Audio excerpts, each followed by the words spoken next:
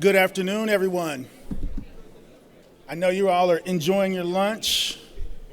We're going to go ahead and get the lunch general session started. Again, my name is Derek Dansby, president of the Greater Cincinnati Realtors.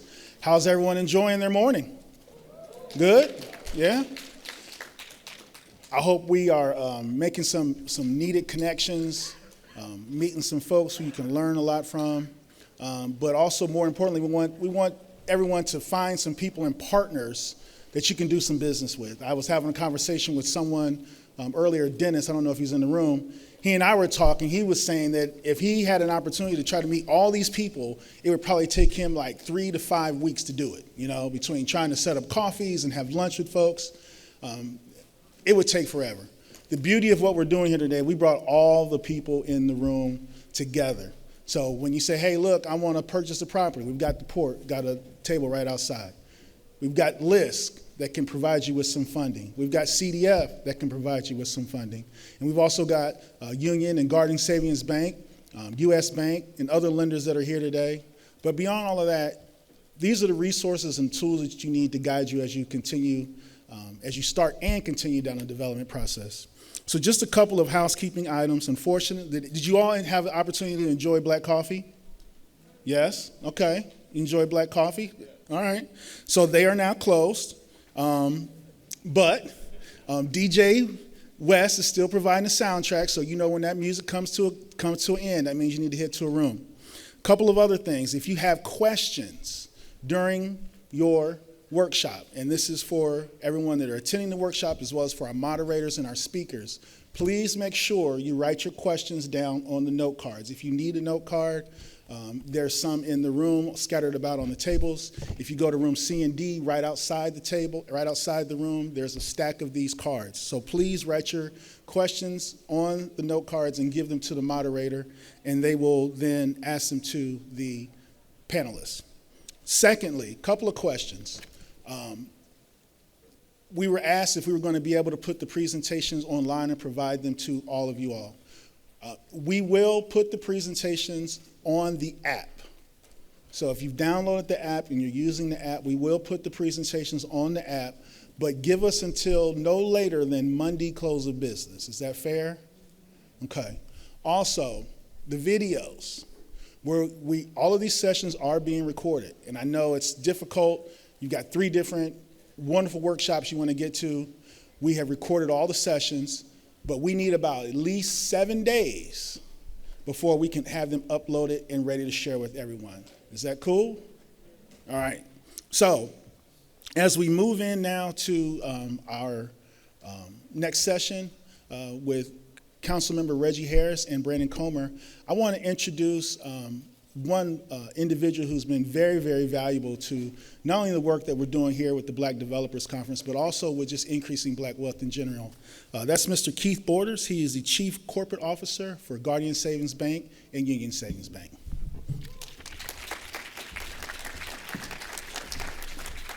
Thank you, Derek. I'll take just a couple of minutes. I see a lot of friends in the audience, and I want to say hello, Royce and others. It is great to be here on behalf of Union and Guardian Savings Bank. Union and Guardian is a small community bank. All we do is residential mortgage lending, and we've done that successfully through both banks for over 40 years. The reason is because we believe in what we're doing now, and that is boots on the ground. That is relationships, and most importantly, it's making sure that we're focused on all of our footprint. Now, we have 57 branches in Indiana, Ohio, Kentucky, Pennsylvania. We do a lot of residential mortgage lending.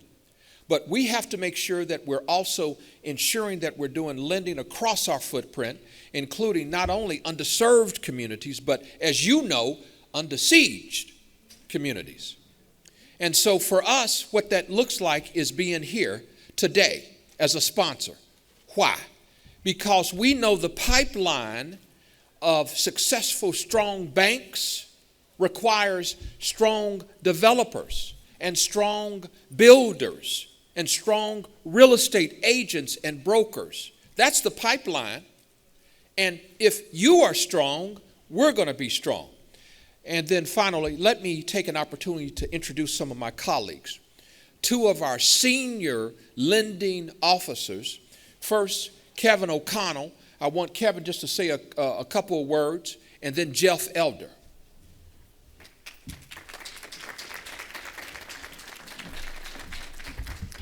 Thank you, Keith. I appreciate everybody welcoming us here today, and it's our pleasure to sponsor this.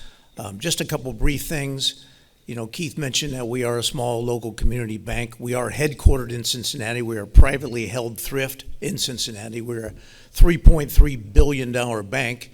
We service $15 billion in mortgage loans, and it's all residential. We don't do credit cards. We don't do car loans. We do one thing, and that's residential mortgage lending. Development loans is something that we're very interested, despite rumors contrary, that we do have money to lend, and we want to lend it to you guys on development loans. So I have cards with me. I have cards at our booth over here. If you are interested in any residential, and again, we're not real big on commercial, but we'll look at it, but the main thing we're interested in is a residential development loan, and then following that up with making the loans on those, lots as they get developed into homes. So would love to talk to anyone that is interested in development loans, and if I can be of help, we'd love to. And I'd like to take this moment to introduce my associate, Jeff Elder.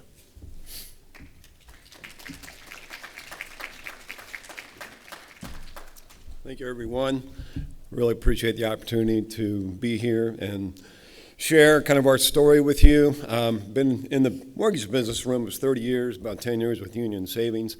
I can tell you, as an experienced loan officer, my business is about relationships, and just really look forward to the opportunity to develop great relationships within this room. And the other thing that I do want to mention about Union Savings is that we service all of our loans, unlike a lot of banks where once you close a loan, it's sent to California or Minnesota. That won't happen at Union Savings. The other thing about being a relatively small player is that there's no loan that's too big and no loan that's too small. So we have that flexibility, and we use a make sense underwriting approach. I think that's huge. If there's a story that needs to be told about a situation in a deal, then we'll talk through it, present it to underwriting, and we take it from there. So again, I really appreciate the opportunity to speak to you. Have a great afternoon. Thank you. Thank you.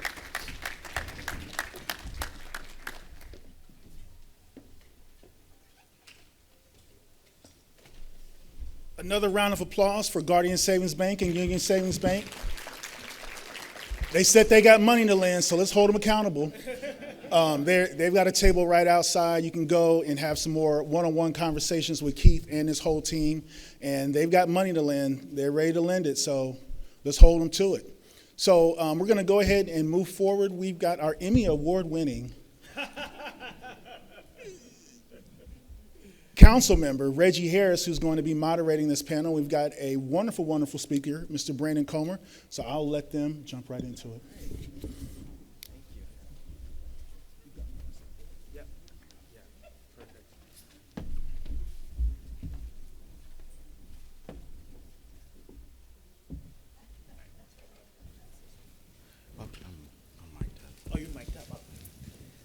Brandon said he's mic'd up. All right.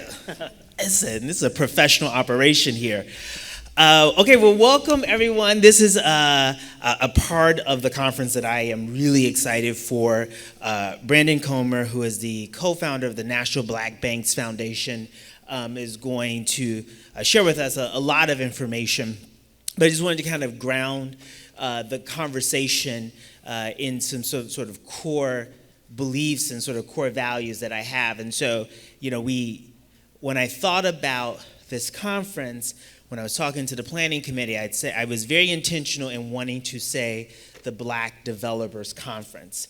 And some, folks brought up, well, is it being a little exclusive? And, what about other, minority folks, brown folks, et cetera? And I said, we know in this country that when we solve for the policies and the racist practices that impact Black people, all people benefit. And that's just the reality. Just look at the facts, right? Also, Cincinnati, as of the 2020 census, is a 45% black city. Historically, the city has been 50% black.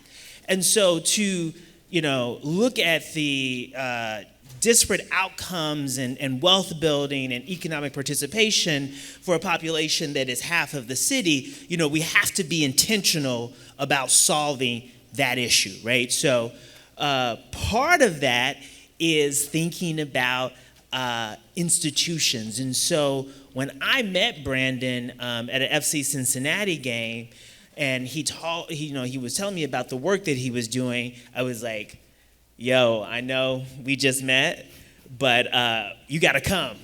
You gotta come to this conference. And the theme that you will hear over and over, I have bugged this man since. Brandon gets emails and text messages from me like, oh, can I introduce you to this person? What do you think about this? Because I'm so excited about the knowledge that we are able to share. So, Brandon, I want to start off, just share with us, introduce yourself, and tell us about your pathway to 2020. And then when you got to 2020, what was the impetus and the context for the work that you and your partners began? Absolutely. Well, first, I just want to take a second and give this brother his flowers. This has been an amazing conference, right? It's been great content, and I just want to thank you for your intentionality and for your leadership. So, I'm just a kid from Gary, Indiana, who made his way down south to New Orleans for undergrad, so HBCU, Xavier, New Orleans. All right, I got some HBCU love, okay. And while I was there, I went down there to start off, I was bio pre-med, thought I wanted to be an OBGYN.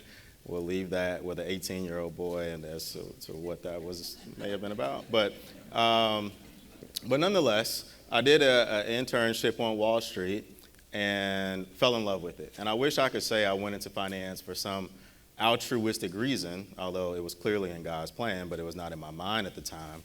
But I fell in love with big deals and money and making money and all of those things. So I started my career in investment banking. And it didn't take me very long to see the inadequacies of our capitalist system and how capital was not flowing into the communities that I cared about, including my own home community, which was going through a really tough time. And so I only spent about 5 years doing investment in corporate banking before I started my own firm in 2008. Now, for most people who were around and in finance at that time, they're like, wow, you picked a heck of a year to step out on your own. But it actually turned out to be a bit fortuitous because at one point it was easy for communities to access capital, but in 2008 it became extremely difficult. And so the services for somebody like me who would help people navigate that, became extremely important. And so we went to work, and ironically, my very first deal was a development deal, but for a county, a small county in Alabama, and there was a black developer who wanted to build a hotel. The county wanted to support it, but there were no banks who were willing to take a risk on this developer.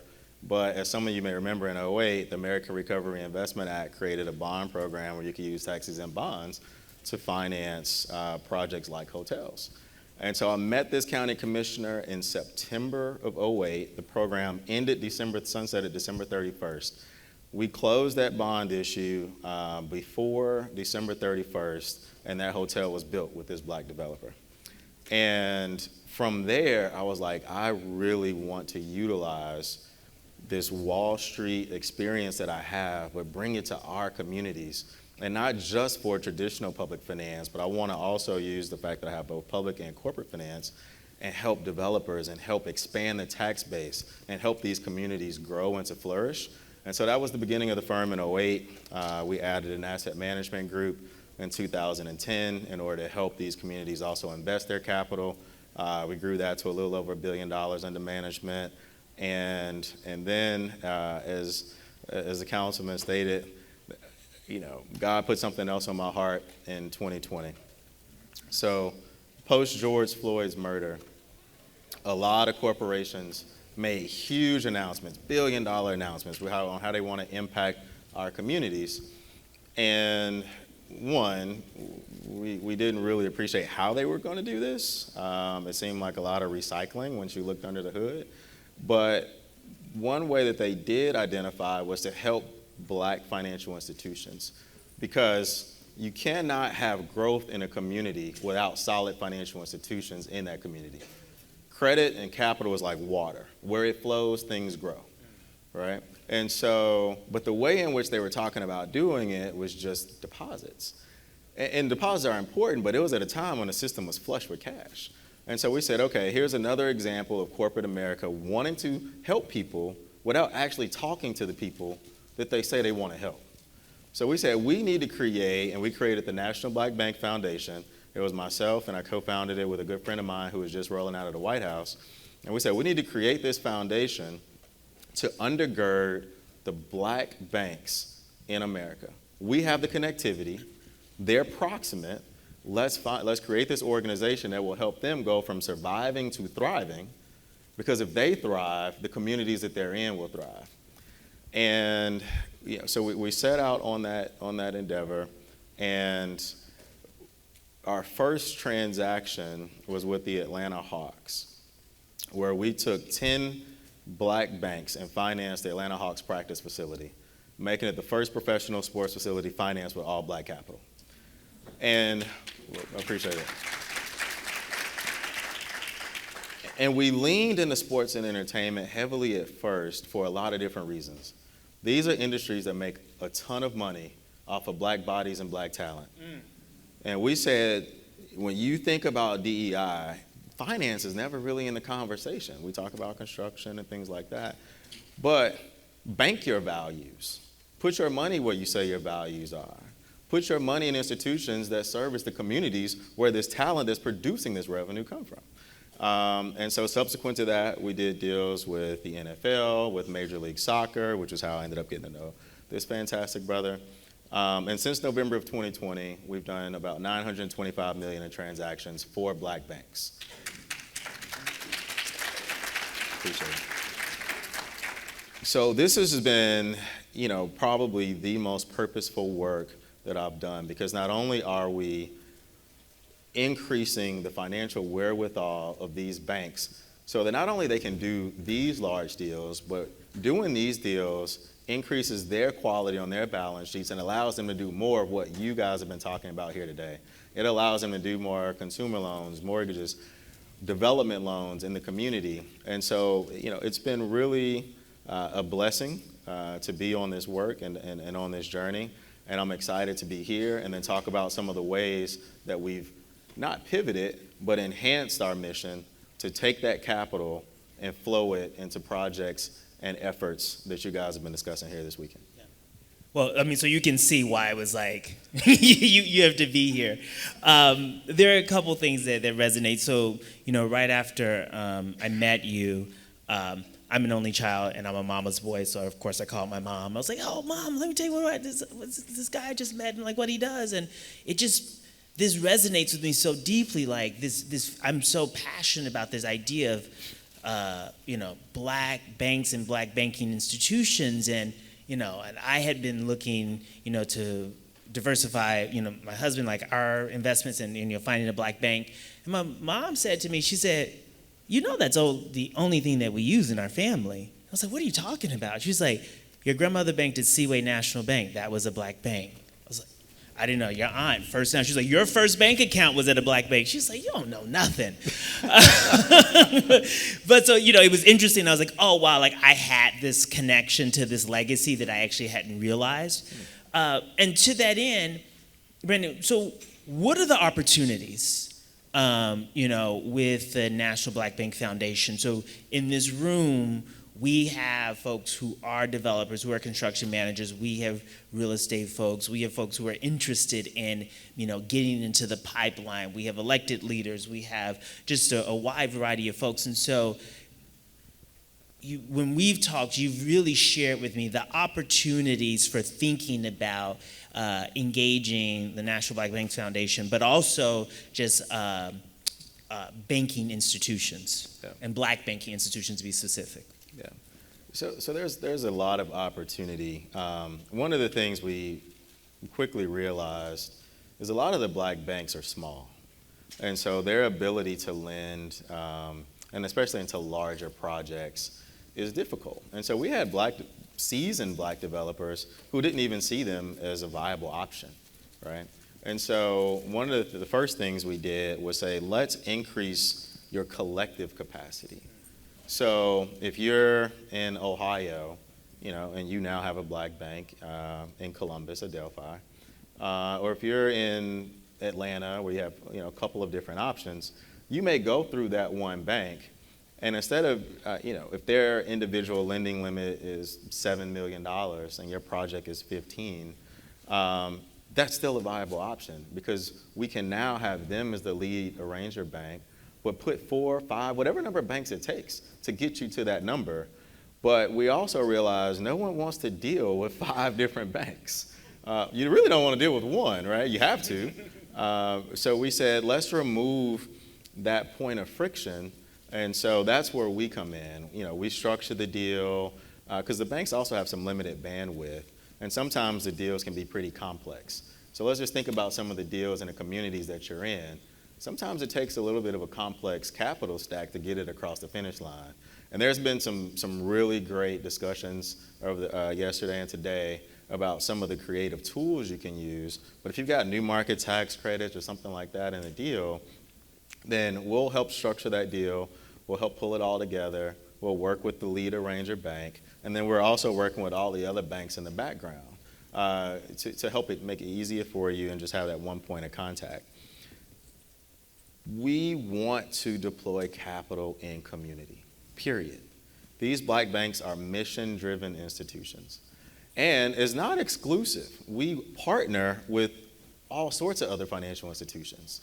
So if it's a $100 million deal and the black banks only want to take down about 50, we partner with some larger traditional banks to say, hey, let's backfill, let's fill the gap and get to this number. They appreciate that because these are opportunities that they may not have seen or originated. So it's a partnership.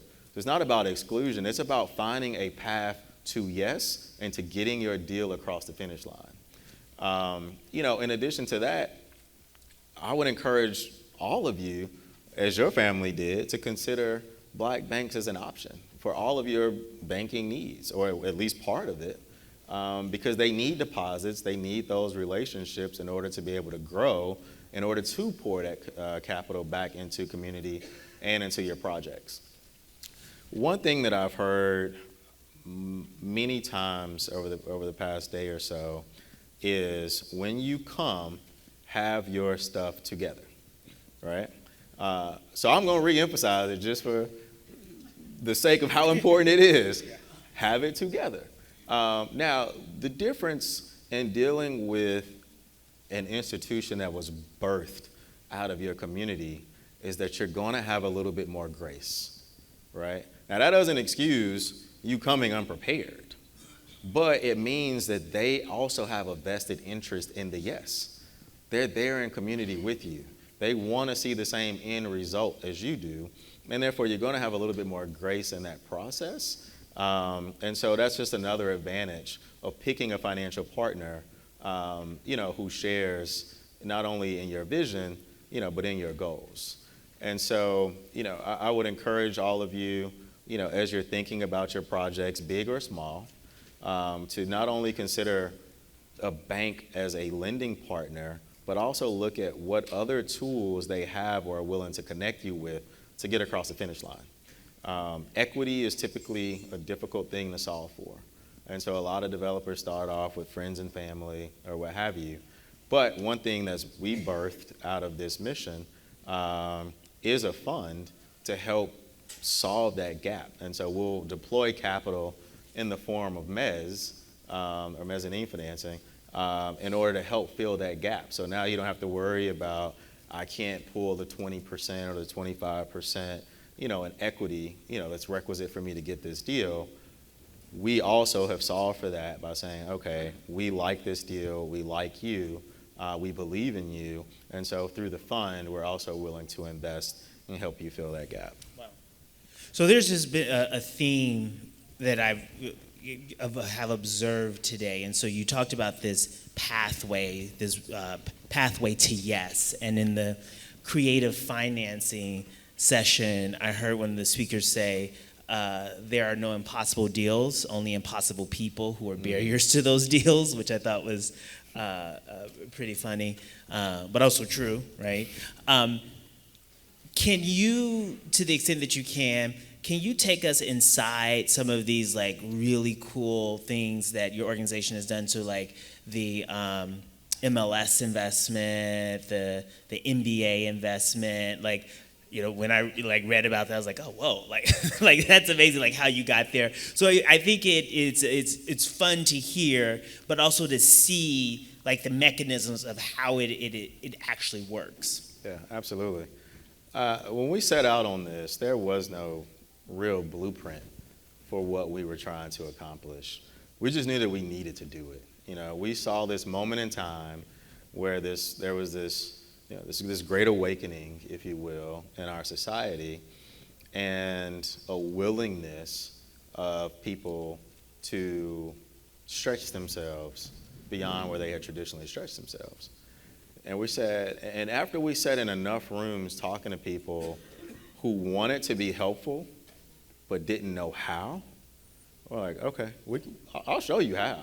You know, if you have capital that you want to deploy, but you say you don't know how to deploy, then we can bring you a solution. And so, you know, case in point with our first MBA deal, what the Hawks originally wanted to do with us wasn't something that was going to be advantageous for the banks. And so I want to emphasize, you have to stand on what's important to you and not just take what someone's willing to give you, especially if it doesn't really add value to you. A lot of times we compromise what it is we really want for the sake of doing something. And so we said, well, we appreciate your intentionality, but this isn't going to be as helpful as you think it is. And educate them as to why. We often assume that people are being malicious or they just don't really want to be helpful, and sometimes they really don't know. And so you have to take the opportunity to say, I appreciate that, but here's how you can really be meaningful, right? And so we said, we really want something with real estate, we want something with a certain interest margin, and we were very specific as to what we wanted. The worst they could say is no, right? We didn't have anything when we walked in. And so they said, wow, that's actually something that we can do. Now, that deal turned out to be a little bit more complex than what we thought, which was fine because it had a TIF tied to it. It had a bond issue that had a wraparound. It was a fun deal. I love stuff like that.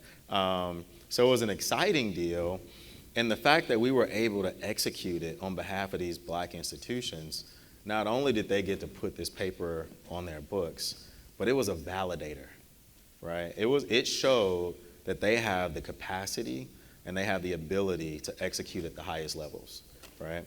And so when you're thinking about what's important to you and you're thinking about the deals you want to take on, don't just look at the economics, right? If what's important to you is building your brand and building your ID, then look at whether or not this development will be something and the partner will allow you to really advertise it and showcase it. And if they're willing to help promote you in that way, it's not just about the dollars.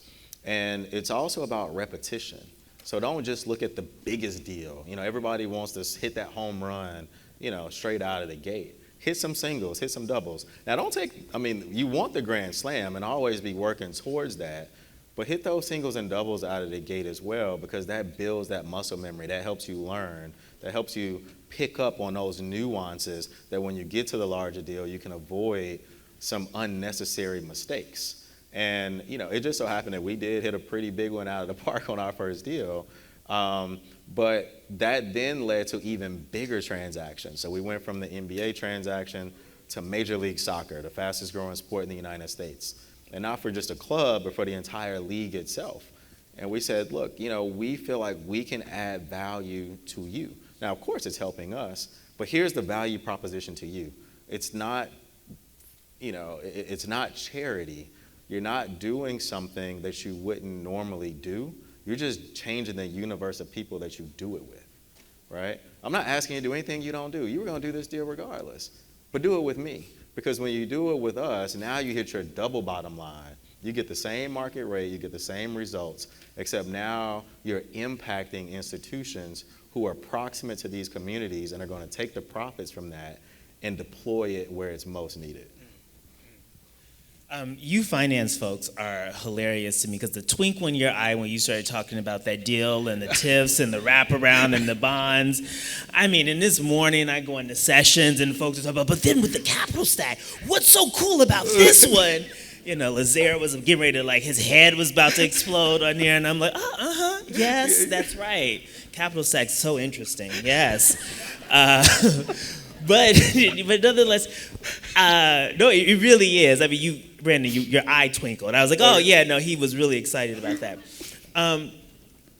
So I've been having a lot of conversations with folks over the past couple of weeks, and the idea of people getting together and pooling resources to then invest in real estate. And I've talked to you about this in particular, and you had some very interesting thoughts on the pros, the cons, right?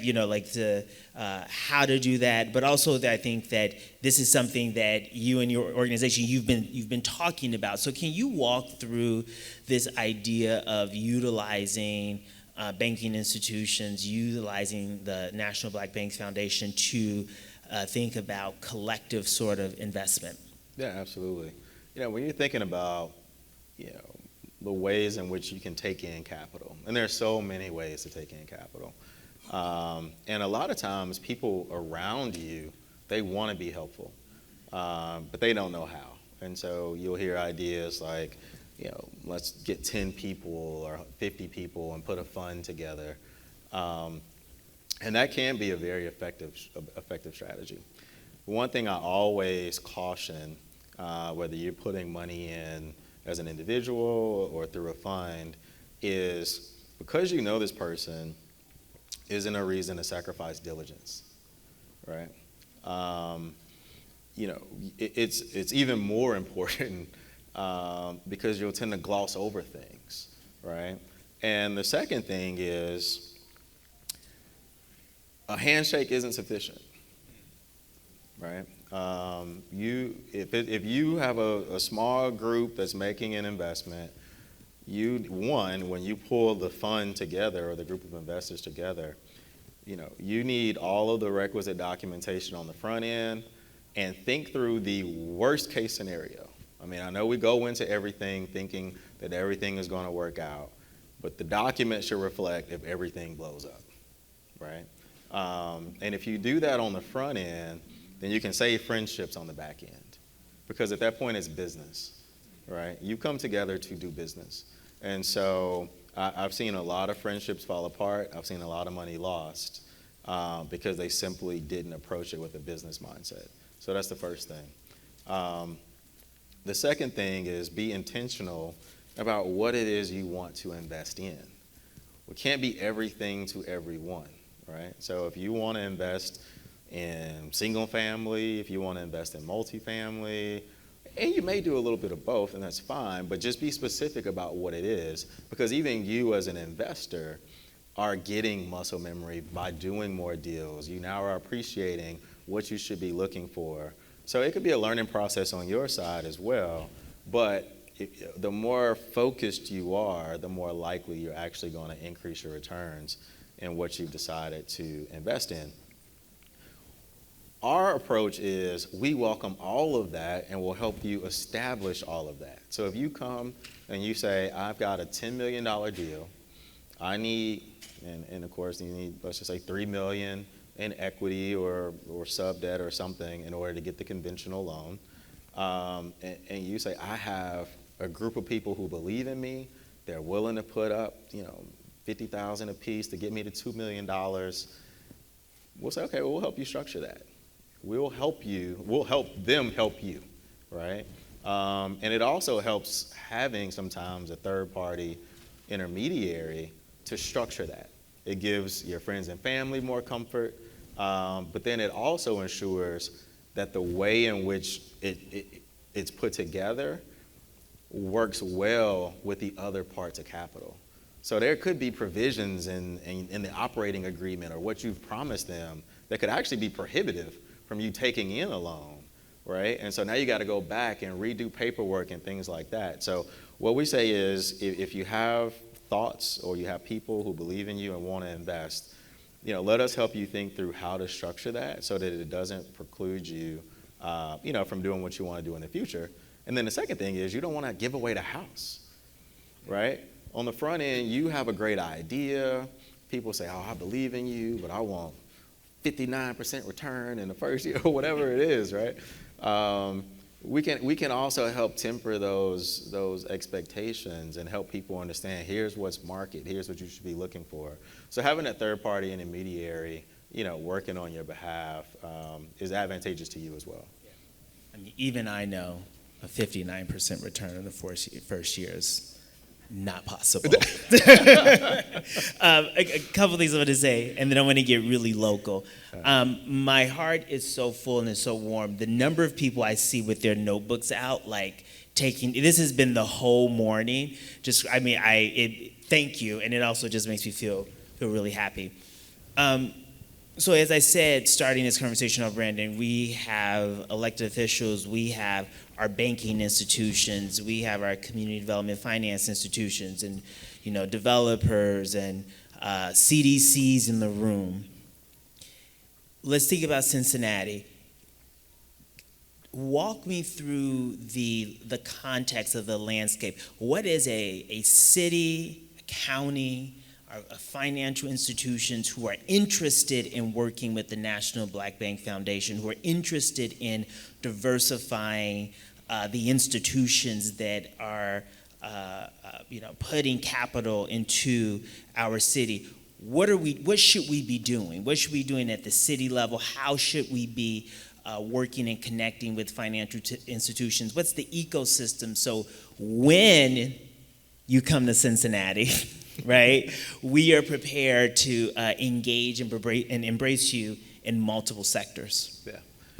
So things like this are a great start, because when you have all of the entities that are vested in progress in the city sitting in a room and collaborating, I think that's the first step. You'd be surprised how many cities don't talk to the county, and you have duplicative efforts. Or lack of effort, whichever. And then they're not talking with the financial institutions. So you have people who may be well-intentioned, but who all individually have limited resources. And so the first thing we say is, if there is a shared vision of what all of these parties want this city to be, then that's where we can come in and say, okay, here's how we get there. So when you're talking about a city or a county who typically have large swaths of land or a land bank or something like of that nature, then you have the real property, you have the land, and then you have developers, right? And so people say, well, how can we entice large developers to partner with smaller developers or minority developers, or how can we just have a minority developer lead this project on their own? There has to be some incentive there. And so, there is a lot that can be done on both the public side as well as the corporate philanthropic side to say, we have these assets, we can put these up and allow this developer, utilize these assets as a form of credit enhancement. And so we've actually, taken foundations, for example, and put their balance sheet up to a certain extent to serve as whatever level of credit enhancement that was needed to get this developer deal across the finish line. We've also structured opportunities where a large developer says, I really want to be impactful. I have a minority development partner, but we also want the community to be able to invest in this, right? That's the other thing. You don't want outside developers coming into your community and reaping the profit. It's not about gentrification, it's about revitalization. I got that from you. And so, And so, but how do we do that? How do we take people who may not have invested before and expose them to this level of risk on the front end when they don't appreciate it or may not be able to withstand that downfall? And so we say, well, if you're really serious about being impactful, then you can lead this development. You can bring in these, the community stakeholders as investors, as LPs, but bring them in on the front end, mitigate their risk on the front end, and allow them to come in and become effective as of stabilization. People are like, wait, so I'm shouldering the risk, I'm doing the development, they get to come in on the back end and appreciate the upside. Yeah, that's exactly what I'm saying. You said you were intentional. You said you wanted to really be helpful. You're not making money, but you are sharing the upside and allowing people who aren't as sophisticated to become involved in this asset class and to learn. So we can structure things, as creative as people are willing to be intentional, right? And so I think that's the first step, is really appreciating how intentional folks really are, and how much they're willing to invest in order to see the goals that they say they want to see. Yeah, absolutely. Thank you. We're going to transition into Q&A. So Gus, Noah, folks here, stand up, raise your hand. We have cards that are available for you to write your questions down. And there are some questions there, and then they will bring them up to me to the front. So if you have questions, there might be cards at the table to do that. I do not see them. Who has the cards? Just someone raise their hand, because I'm also looking directly into a light. Okay, cards are back there. Thank you. Those are questions that we'll get someone to come and collect. But one of the things that you said, and I wanted to make sure that we started to talk about, I really wanted to be very intentional. There's Gus back there, so he will pick up questions. Raise your hand, Gus. Gus is my chief of staff in my office. He is an incredible young man. He does really awesome work. I think he just sensed my anxiety and not being in the room, and he knew to come in. We talked a lot about a language and wanting to be intentional, and so we said earlier today this idea of being really focused, and Gerald and I had this conversation, Gerald Cooper, who's doing like incredible work in College Hill around language and development, but being really specific about the difference between gentrification and revitalization. And I really, when I think about gentrification is just driven by a financial bottom line. Gentrification doesn't take into account the desires of the community, equity, but revitalization is investment with community. Revitalization is uplift that helps all folks. And I think it's really important to be specific around that, because it's like hard to say, oh, this is good gentrification and this is bad gentrification, right? You're like, but the idea of revitalization recognizes that there is vitality there, right? And that there's this infusion of that.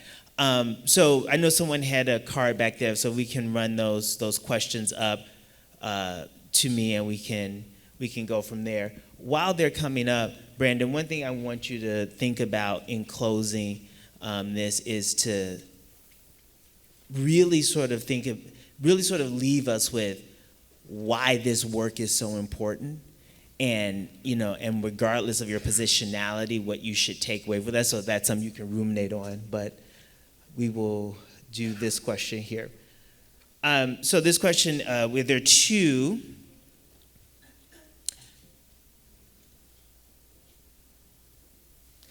So one question is that when you're thinking about assembling all of the players, is that do you solicit additional needed financing, meaning that when you were putting together like all of the deals, what is the process that you go through by saying, like, when you said like you had a $100 million deal and maybe your association only wants to take on $50 million, what is the process that you use to go out and say, hey, who are the other people we want to bring into this deal? Yeah, so it looks a little different based on the deal because it depends on what the need is. So the first thing is figuring out what's needed to fill the gap, or hey, what is the gap, right? So if the gap is, we're willing to put out a certain amount of debt and we need, more debt, and we start with, unless for some reason there's an existing banking partner who's saying we want to partner with you, but on a deal that we may originate with a black developer who says I want to work with black financial institutions, then we'll start with all the black banks. There are now 21. And there's a point I didn't make that I really wanted to. When Martin Luther King was assassinated, there were over 140 black-owned banks in the United States. When we started the NBBF, there were 18, and now there's 21. And so we go to those 21 first, and we see how much capital we can actually pull together. If there's still a gap, then we'll go one or two paths. We'll go to the larger MDI community. MDI stands for Minority Depository Institutions, which black banks are, but that also then includes Hispanic banks, Asian banks, and other constituencies as well. And we've built a great relationship with a lot of those banks as well, and other CDFIs. And a lot of black banks are CDFIs, but you have other both bank and non-bank CDFIs. And so we'll expand that universe. On some deals, we'll actually just go to a large partner. I won't call names, but Big Bank A or Big Bank B, and fill the gap with them. If the gap is we actually need a certain amount of equity in this deal, then that's when we'll look to the fund and maybe go with Mez, or we have a large set of relationships that we can go to. So we look at the deal, we figure out what's needed, and then if it's something that we really like and that we want to pour capital into, then we'll help identify those partners to fill whatever gaps may exist. Yeah. This is a really great question, and it was actually a question that I posed to Robbie Suggs, which, by the way, I want to shout out Robbie Suggs. Robbie Suggs just recently became the president and CEO of Warsaw Federal Savings, a 130-year-old banking institution on the west side of Cincinnati. Robbie is a black woman, and so she is joining the ranks of a very small class of black women who are the president and CEO. Robbie was absolutely instrumental in helping us put together this Black Developers Conference. But this question is about working through preconceived notions of not having access to capital or having the resources to invest or make income to invest. And I kind of want to expand this, you're really well poised to talk about this. So we're doing this developers conference and we're saying, here are the resources and go after it. But we know in 2020, there are large banks that are still paying out multi-million-dollar lawsuits for discriminating against black people in mortgages, right? Like things that we thought that we were talking about in the 30s, 40s, 50s, 60s, we're talking about in 2023. So there's this reality that we're saying, yes, go for it, be prepared. But we're still operating in a very racist, system, but that shouldn't stop us. So what's the mindset? Like, how do I go in, with my prepared documents? How should I be approaching trying to make those moves forward, knowing that there's still a certain reality? That very easy, light question, I know. And this is actually going to take me into what you asked me to close on, which is my why I do this, my why. And in fact, I'll lead in with that if that's fine. I consider myself to be a very purposeful person. I like to walk in my purpose. I did not know when I started in finance that this is what I'd be doing or why I'd be doing it. But I very quickly realized that our communities have just been beaten down for so long. We have not had access to so many things, and yet we still survive and persevere and build and innovate and do so many amazing things. And I said, what if I could take these tools and make sure that we had the capital? Just imagine what we could build, imagine what we could be, with access. And that's my why. That's why I do it. That's why, when people ask me what I do, I build financial institutions and I build access to capital to ensure that everyone in here who has a great idea, who has a vision, that vision is not realized purely because you don't have access to capital. So when I think about you walking into a financial institution, now let's just say it's not a minority-owned financial institution, any financial institution, the system is rigged against you. I mean, I'm not going to sugarcoat it. You are less likely to walk out that door with the capital that you need than a counterpart that looks different than you. It is what it is. That is the current reality. Now, what we can do is understand what most of the objections are as to why that capital is not going to be given to you, and do the work to mitigate that before you walk in that door, right? And so that goes to what was said a lot over the past day or so, which is preparedness, right?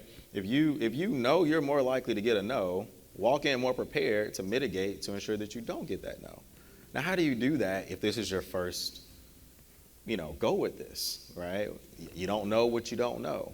But in reality, by being here, you're also going to overcome that, because people are telling you this is what you need. But not only here's what you need, here are some resources that will help you build that. If you have a vision as a developer, a new developer, but you don't have a lot of proficiency with financial statements or things like that, that is not an excuse to walk in a bank without financial statements or pro forma. If a family member came to you and said, I want to borrow $5,000, and they had no idea how they were going to pay you back, right? There would be a little decision there. You got to think about it, because it's family, and you might do it knowing you throwing this money away because you want to help your family member. Now imagine a stranger came to you and made that same request, right? So there are so many resources that can help undergird or to help fill in what you may be lacking, right, from a knowledge standpoint. And I would just encourage you to really dig into those and make sure you walk in with a great plan. The other thing I would encourage is partnership and building relationship with those who have done it and those who have scaled. And I say relationship, right? A lot of us want to be transactional. I have a deal. This person's already doing deals. They don't necessarily need to do this deal with you. But if you build a genuine, authentic relationship, authenticity, be transparent about where you are. If people really want to help you, they don't want to help the facade or the image of what you presented. They want to help the truth where you really are. Because the minute they find out that you are lacking something that you said you had, that trust is broken. And relationship is everything in this business. You're talking about people's money. And so it's okay for you to not have certain tools or to be where you are. Embrace that and take that into the relationship. And they will often help you navigate that or point you in the direction to where you can get those things that you're lacking. But I cannot stress that one enough. That is probably one of the biggest things I deal with the developers, is this image of what they want to portray versus the reality of where they are. Please be very transparent, and people will try to help undergird you. So don't walk in feeling discouraged. Walk in knowledgeable. And even if you get a no, most people will give you a no with some reasons, right? Take that, go work on the plan, go back to the lab, put in some extra work, and then go back. But the other thing is, don't go to one place. Don't put your faith in one financial institution, right? Shop it and walk in with, I have a great idea. Walk in with this, what the brother yesterday said, he had a lot of He had a lot of confidence. He had a lot of confidence. He had a lot of Booker Everybody T. can't Washington. necessarily walk with that amount of confidence. Walk in with He also has a very strong name. Yeah, when your parents name you Booker T. Washington, yeah, you better deliver. Yeah. So.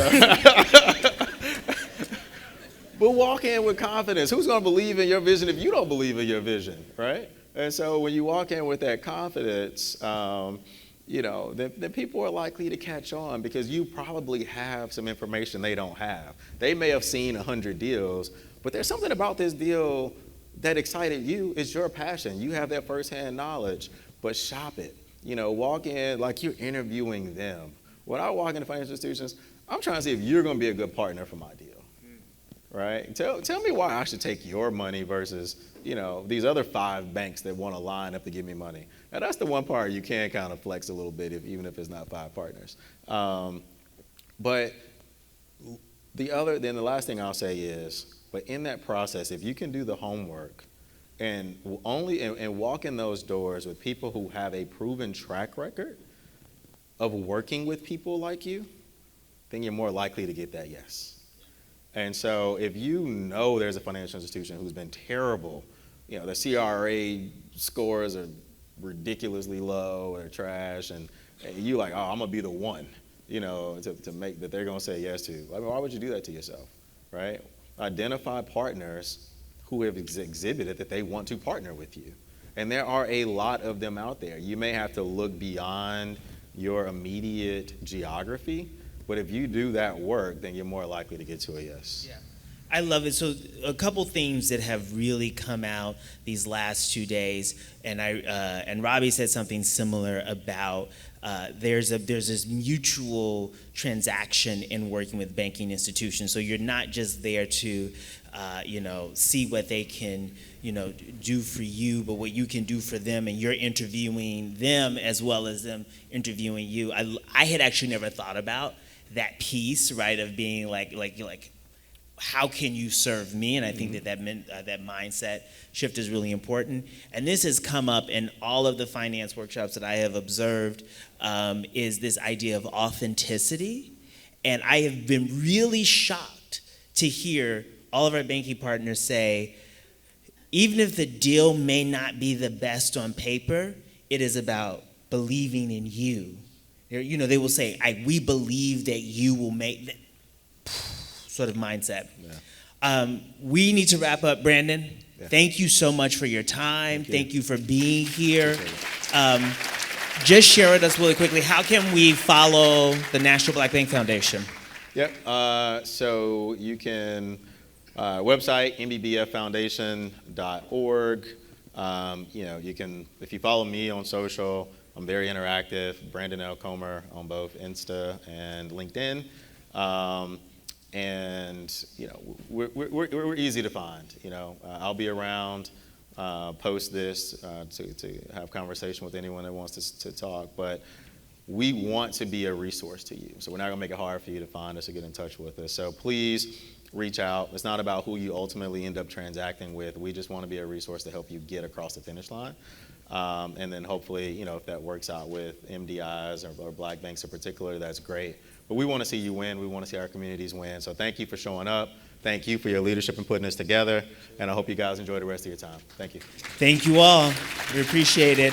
And so as you wrap up, when you hear the music, that's when you can be outside kicking it. Yeah. When the music is done, find yourself a workshop to tuck into. And thank you all so much.